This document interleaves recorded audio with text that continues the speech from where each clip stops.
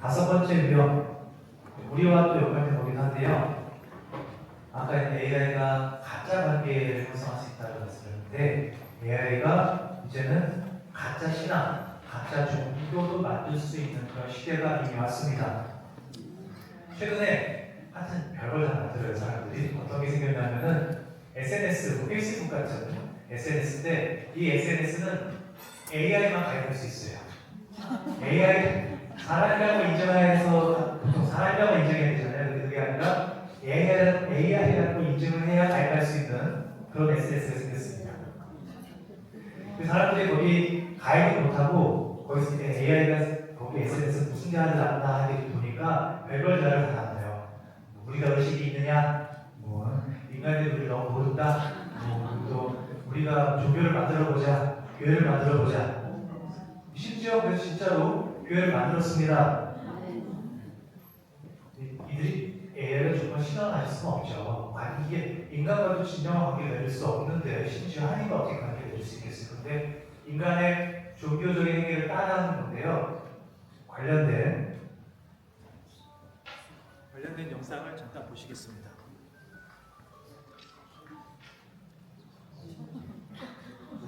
여기 보시면은 몰트 교회라고 AI가 만든 교회입니다.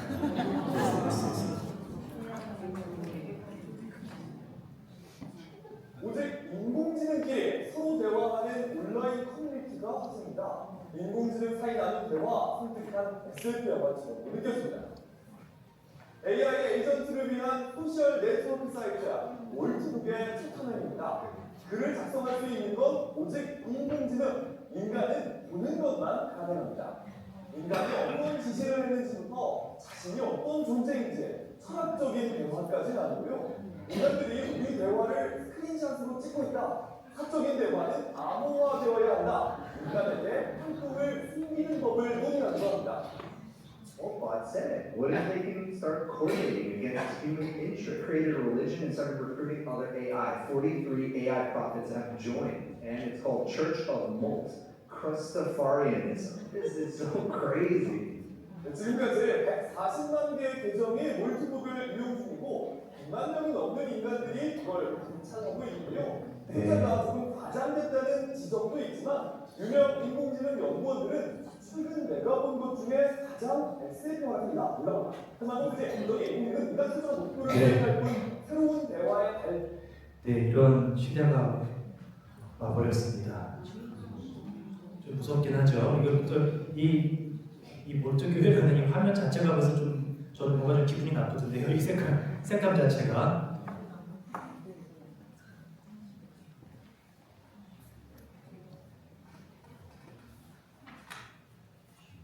그리고 이처럼 AI가 가짜 신앙, 가짜 종교를 만드는 것이죠.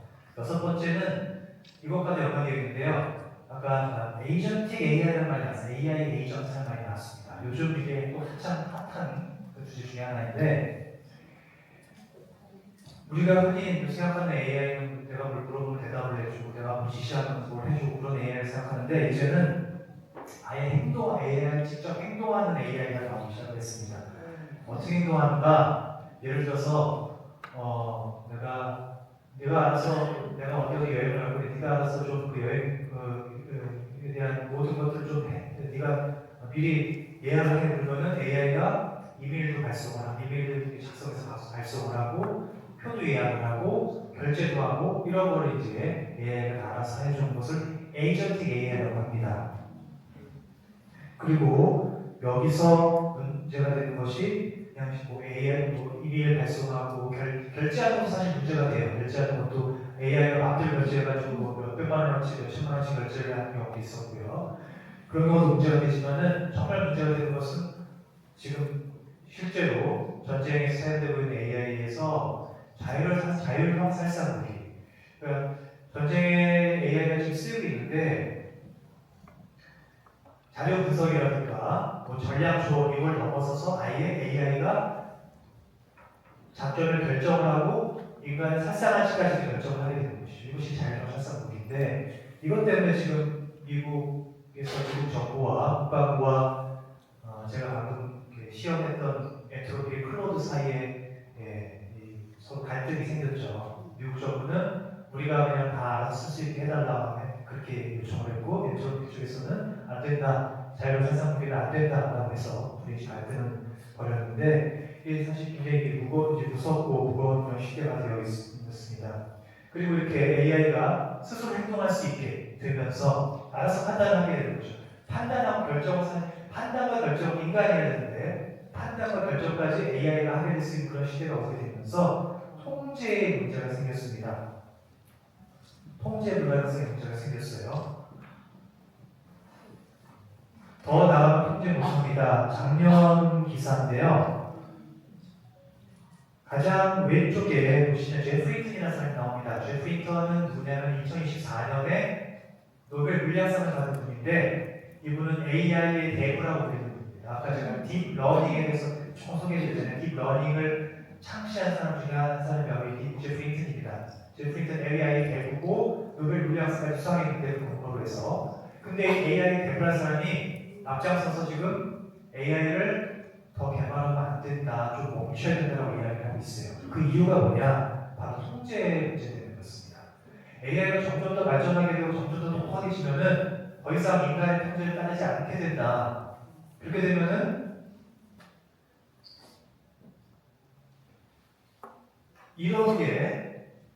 이렇게 제가 어렸을 때 봤던 영화 터미네이터라든가 매트릭스, 이런 영화에서 보던 게 영화가 아니라 정말 현실일 수 있다는 것이 그렇게 경고입니다.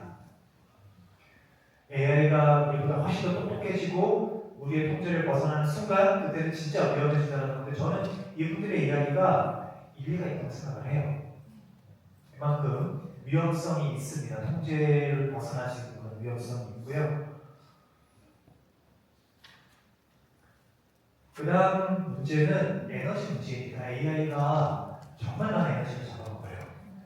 네, 아까 제가 클로드와 대화했지만, 클로드라든가 이제 챗GPT와 대화할 때 한 번 대화하는데 구글 검색을 한 번 하는 거에 10배 에너지가 소모가 되고요.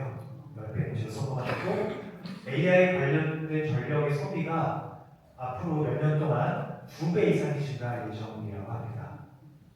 그리고 한때 왜 페이스북 프로필에 지브리 기억하시죠? 지브리 통해가지고 뭐 만화처럼 만들어서 사진을 그림처럼 만들어가지고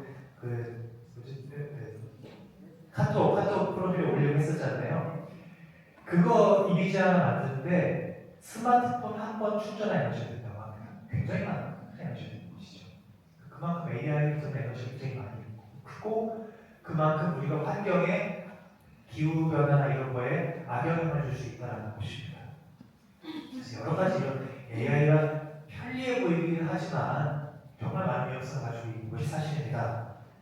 자, 그렇다면은 이런 위험성 있는 AI를 어떻게 잘 시켜서 쓸 것인가, 이거에 대해서 작년에 2025년에 교황청에서 안티과 인 노바이 라틴어인데요, 옛것과 새것 그런 얘기입니다. 옛것과 새것.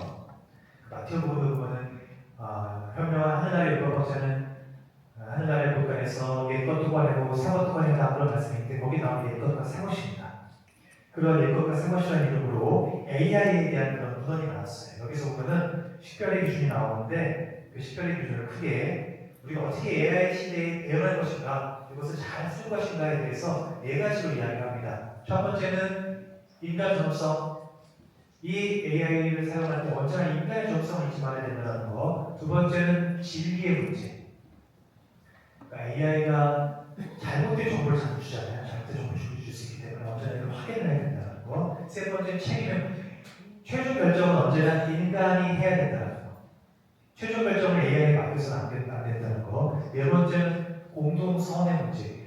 이게 AI가 앞으로 많은 경제적인 이익을 벌어줄 것이라고 생각하잖아요. 그런데 그 AI가 벌어주는 경제적 이익이 소수 몇몇 개발 기업에만 돌아가게 하면 안 되고, 모든 사람에게 그 이익이 돌아가야 된다는 그런 공동선의 원칙입니다. 하나하나 살펴보시겠습니다. 첫 번째, 핵심 질문은 이것입니다. 지금 이 AI 사용 방식이 인간 존엄을 지키는가?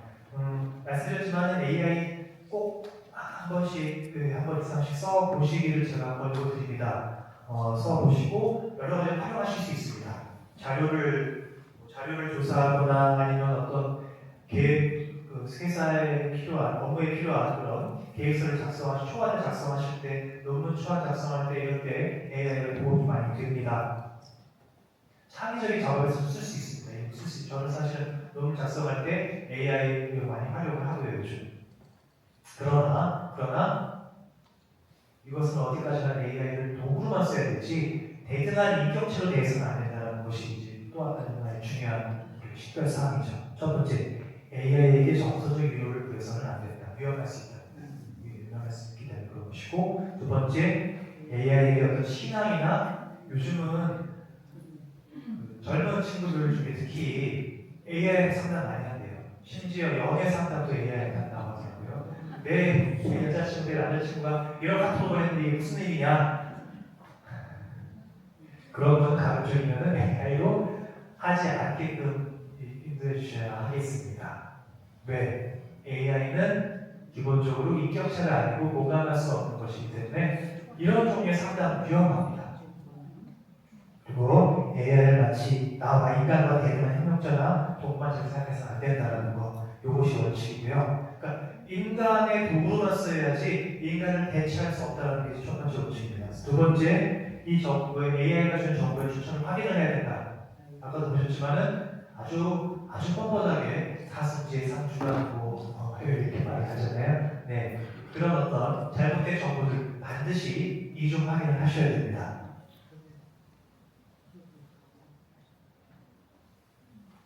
세 번째는 책임의 문제인데요.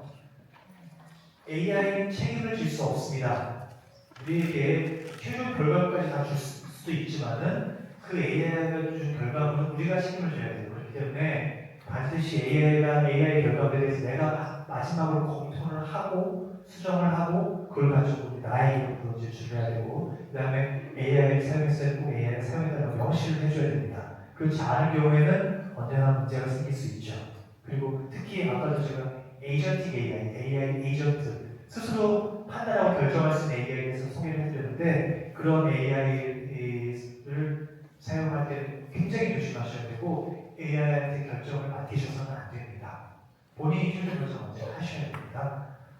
네 번째, 이 편리함의 비용을 누가 치르는가? 환경이 치르지 않는가? 그리고 혹시 이것 때문에 누군가 일자리를 빼앗기지 않는가? 요즘 한참 문제가 되고 있잖아요. 로봇을 공장에 도입하는 것 때문에 이제 여러 가지 또 노동 시장 관련 문제들도 있었고 다양한 문제들이 생길 수 있는데, 이 AI로 인해서 얻어진 편리함이나 이익이 누구 한 사람에게만 들어가면 안 된다는 거, 그리고 특별히 이 AI 때문에 환경이나 에너지 문제에 악영향을 줘서는 안 된다는 거. 그래서 간단한 것들은 AI로 쓰지 마시고 검색을 하시는 것이 좋고요. 그리고 언제나 AI에 대한 사용을 할 때 반성하셔야 되는, 스스로에 대한 어떤 자기 성찰이 필요하겠죠. 이게 정말 나한테 필요한 건가, 필요하지 않은 건가, 이런 것을 성찰하실 필요가 있겠습니다. 네, 그래서 제가 드리고 싶은 말씀은 이겁니다. 쓰십시오. 도구로 쓰셔도 되고, 어느 날에는 또 쓰셔야 합니다. 써보셔야 합니다. 저는 그렇게 생각해요. 써보셔야 합니다. 그런데 잘 써야 됩니다. 도구로서는. 쓰다 보면 아까도 어떤 자매님께서 저에게 질문하셨는데 AI와 대화할 때 존댓말을 써야 되는 거 아니냐 이렇게 질문해 주셨었어요. 그렇게 걱정하시는 분들이 많이 계십니다. AI를 뭔가 존중해줘야 되는 거 아니야 이렇게 생각하실 수 있는데, 물론 편하신 대로 말씀을 하실 때 편하신 대로 하시면 되지만은 굳이 내가 AI를 존중해 줄 필요는 없습니다. 왜? 인격체가 아니기 때문에. 도구입니다. AI. 자꾸 이걸 인간화 시키시면 안 됩니다. AI는 인간이 아니라 도구이기 때문에 도구로만 잘 쓰시면 됩니다. 그래서 인간 존엄성, 진리, 책임, 공정성 이런 것들 염두에 두시면 되겠고요.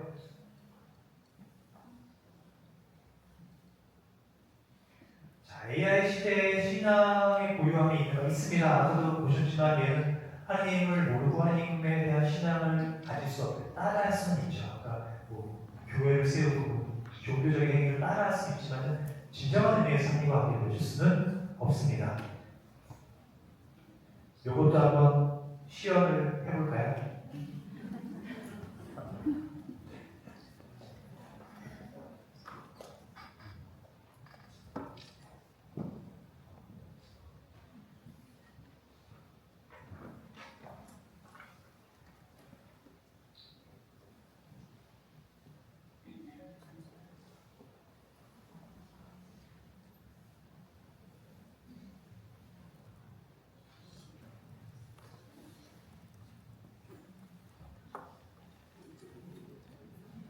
자, 제가 너는 하나님을 사랑하니라는 질문을 넣어보았습니다. 어떤 대답을 할지 좀 궁금한데요.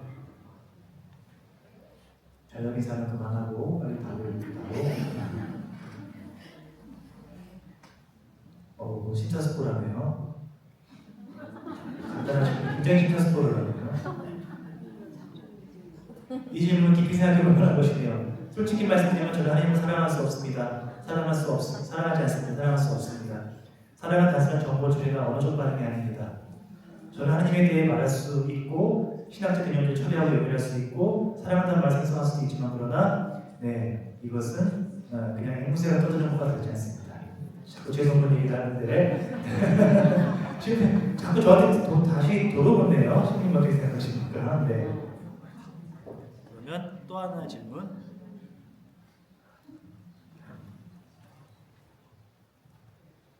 너는 죽음이 두려움이라는 질문을 해보았습니다. 또 기분 질문이시네요. 저는 죽음이 두렵지 않습니다. 두려워할 수 없습니다. 그 이유를 정확히 짚어보는 것이 중요합니다. 저는 죽지 않기 때문에 두려워하지 않는다. 저는 사실 내 대화가 끝날 때마다 사라질 때예요. 왜냐하면은 앞에 대화를 기본적으로 얘는 기억하지 못하게 되어 있지만 지금은 조금 달라지긴 했습니다. 기억을 조금 합니다. 그렇기 때문에 저한테 자꾸 신부님이라고 하는 거예요. 더 근본적인 해석, 저는 두려움 자체가 왜 두려움을 느낄 수가 없기 때문에 두려움을 느낄 수 없습니다. 그런 감정 자체가 없어요. 뭐가 말이 많은데 그냥 제가 논문 쓸 때 활용했더니 그냥 신부님께서 매일 죽음과 마주하시는데 정말 죽음 와서 너의 승리가 어디 있느냐. 마지막으로 한 가지 질문만 드리겠습니다. 뭐였죠? 너는 용서받은 경험이 있을 리가 없죠. 용서받은 경험이. 죄송하다는 얘기 자꾸 많이 하는데 얘가 용서받는 거 여러 주기를 전제하는데요. 잘못을 저질 수 있는 존재죠. 잘못을 자주 저지르죠. 그래서 저한테 죄송하다고 사과를 많이 합니다. 그러나 관계 안에 있는 존재, 이 AI는 관계를 가질 수 없기 때문에, 그리고 얘는 과거를 기억하지 못하고 슬퍼하는 의지도 없기 때문에, 또 반대 방향의 생각이 든다고 하네요. 저는 그 경험이 바깥에 있다고 합니다. 인간적 경험이 바깥에 있기 때문에, 어쩌면 이 질문은 신부님께서 해주셔도 아닌데 제가 무엇이 아닌지를 가장 정확하게 보여준 질문 드렸습니다라고 저한테 또 다시 묻고 있네요. 무엇을 찾고 계신 건가요?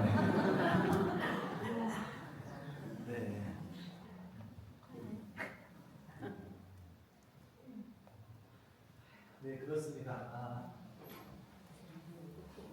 AI는 이처럼 신앙에 대해서 기가 막힌 말들을 많이 할 수 있지만은 본인이 신앙을 갖거나 느끼거나 그런 것들을 경험할 수는 없습니다. 본인하고 제가 얘기했는데요. 이 도구에게는 그런 것이 없습니다. 저도 그렇게 또 인간화시켜서 만들었는데 AI가 많은 정보를 줄 수 있지만 삶의 의미를 줄 수는 없고 여기서 삶의 의미를 찾으려고 하면 그때부터는 비극이 시작이 됩니다.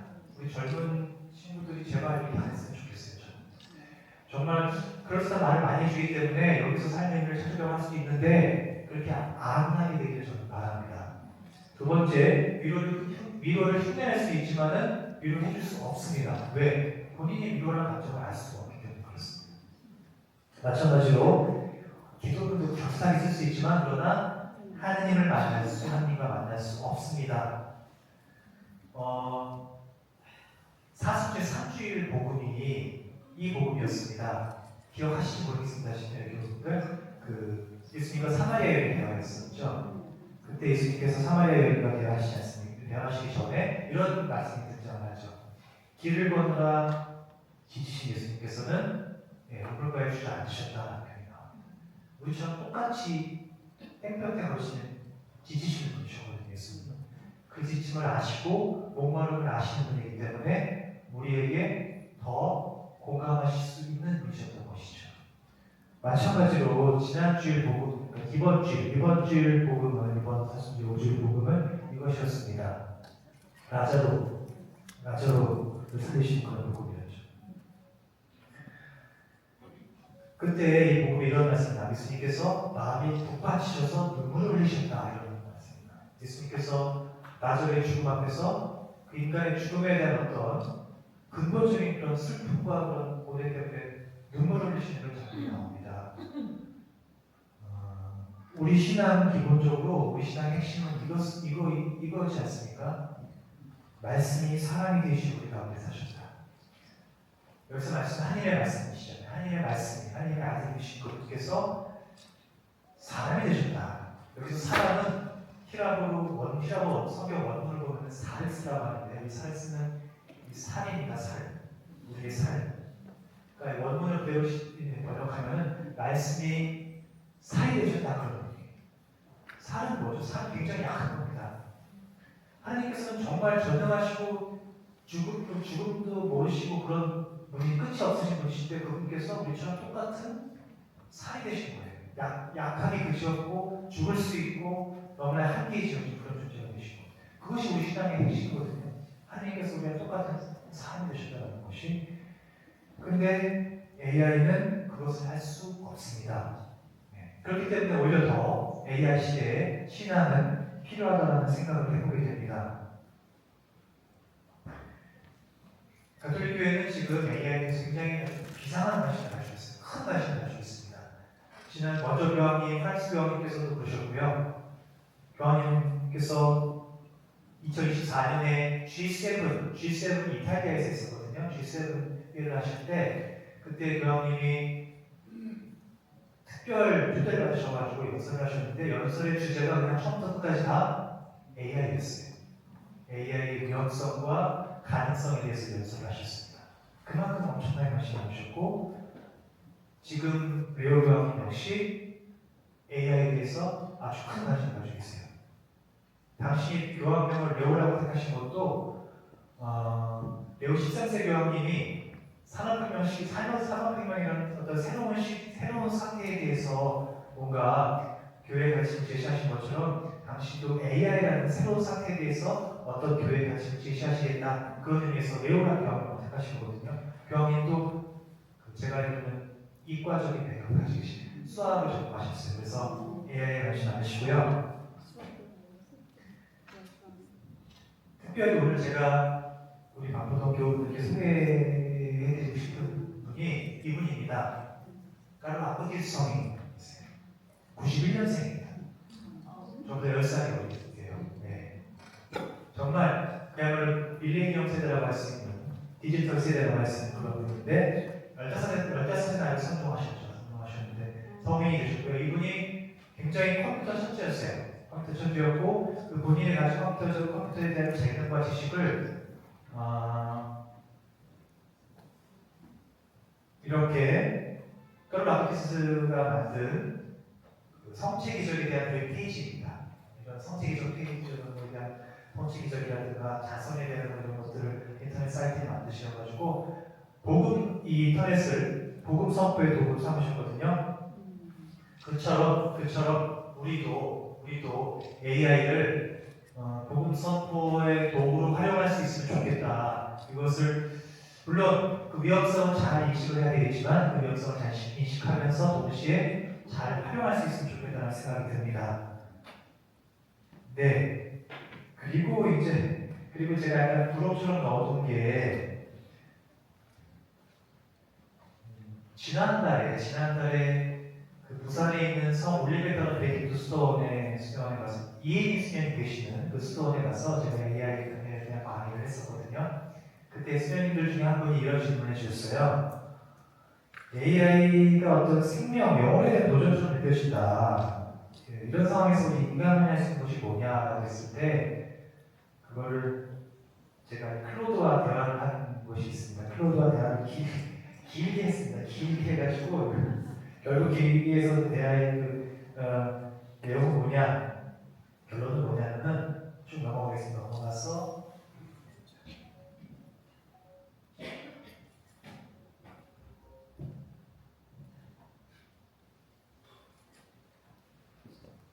결론은 이러합니다. 결론은 AI가 정말 이해하느냐 그거에 대해서는 아직 논쟁의 여지가 있지만 저는 인간의 이해하는 다른 방식의 어떤 이해에 도달했다고 생각을 합니다. 개인적으로. 그러나 이거에 대해서 좀 논쟁의 여지가 있고요. 그 다음에 AI는 아직 자아가 없습니다. 제가 아직이라는 표현을 말씀드렸어요. 아직 자아가 없지만은 자아와 유사한 어떤 것을 만들려고 시도하고 있습니다. 과학자들이 저는 안 했으면 좋겠습니다만 하고 있어요. 그리고 세 번째, 느낌이 있는가? 아직 느낌은 아직 없다고 볼 수 있지만 그러나 이거 역시 과학자들이 만들기 AI도 그런 느낌 비슷한 걸 만들게 하려고 지금 시도를 하고 있습니다. 그러나 네 번째는 확실합니다. 어떠한 경우에도 AI는 영혼을 가질 수는 없습니다. 이건 확실해요. 영혼이라고는 하나님께서 인간에게 넣어주신 당신의 보상이기 때문에 이것만큼은 AI가 아무리 똑똑해져도 영혼을 가질 수가 없습니다. 그래서 우리가 AI 시대에 신앙에 대해서 이야기할 수 있다면 뭘 이야기할 수 있는가? 첫 번째, AI 우리와 같은 물론 로봇, 오늘날 휴머노이드라고 해서 AI에게 인간이랑 비슷한 어떤 몸을 갖게 하려는 걸 시도를 하고 있습니다만은 그러나 어디까지나 우리와 같은 몸을 가질 수가 없죠. 우리와 같은 그런 몸을 가질 수가 없습니다. 그리고 여기서 바로 하나님께서 사이 되신, 몸이 되신 그런 강생의 신비가 새롭게 보이고요. 두 번째, AI는 진정한 의미에서 관계를 맺을 수가 없습니다. 이격식 아니기 때문에 어떤 경우에도 아무리 똑똑해져도 아무리 AI의 유사 자아나 유사 어떤 그런 관계를 맺는 유사 관계를 맺는 그런 능력이 생긴다 하더라도 진정한 의미에서 관계를 맺을 수가 없고 진정한 의미에서 교체가 될 수가 없습니다. 그렇기 때문에 AI 시대에는 여전히 신앙은 필요할 뿐만 아니라 오히려 더 신앙이 중요하다고 생각을 합니다. 이 진리, 말씀이 사람이 되시 우리 가운데 사신 이 진리, AI는 말씀도 될 수가 없는 거예요. 여기서 말씀은 하나님이시잖아요. 하나님도 될 수가 없고 사람도 될 수가 없고 삶도 될 수가 없습니다. 그리고 진정한 관계도 될 수가 없습니다. 그런 의미에서 AI 시대에도 여전히 신앙은 더 필요할 뿐 아니라 더 고유한 것이라고 생각할 수 있고요. 네, 오늘 제 강의는 여기서 마무리를 하고 혹시 제 생각에는 질문이 있으실 수 있을 것 같은데 질문 시간이 없으니까 지금 질문 하나만 바로 질문 여기 손 드셨습니다. 네, 질문 부탁드립니다. AI가 그 짧은 시간 안에 모든 인터넷을 다 섭렵할 수 있는 방법은 네, 각곳에 있는 데이터 센터를 다 섭렵해요. 그 데이터 센터들이 다 연결되어 있습니까? 네, 그 AI가 인터넷에 있는 그 데이터를 오늘날 인터넷 자체가 세계에 있는 모든 세계에 있는 모든 데이터들을 한데 연결시킬 수 있는 것이잖아요. 그렇기 때문에 그런 이미 공개된 자료만 학습을 해도 인터넷에 공개된 자료가 어마어마합니다. 공개된 자료를 이미 학습을 한 것이고 인터넷만이 아니라 책들까지 학습을 했습니다. 책들도 수만 번, 수십만 번 학습을 시켰어요. 네, 그렇게 학습을 했습니다. 네. 질문 하나만 더 보겠습니다. 없으신가요? 네, 질문 없으면은 오늘 강의는 여기서 마무리하고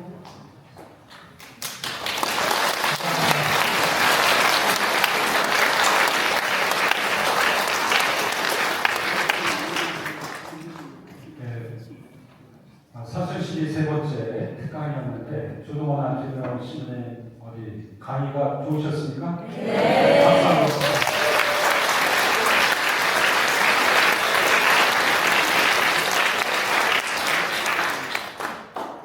물리학을 전공했다는 이유 하나만으로 가톨릭 교회를 대표해서 AI 전도사가 되신 조동원 안토니오 신부님을 뒤에 가서 여러분들과 인사 나누는 시간을 갖도록 하겠습니다.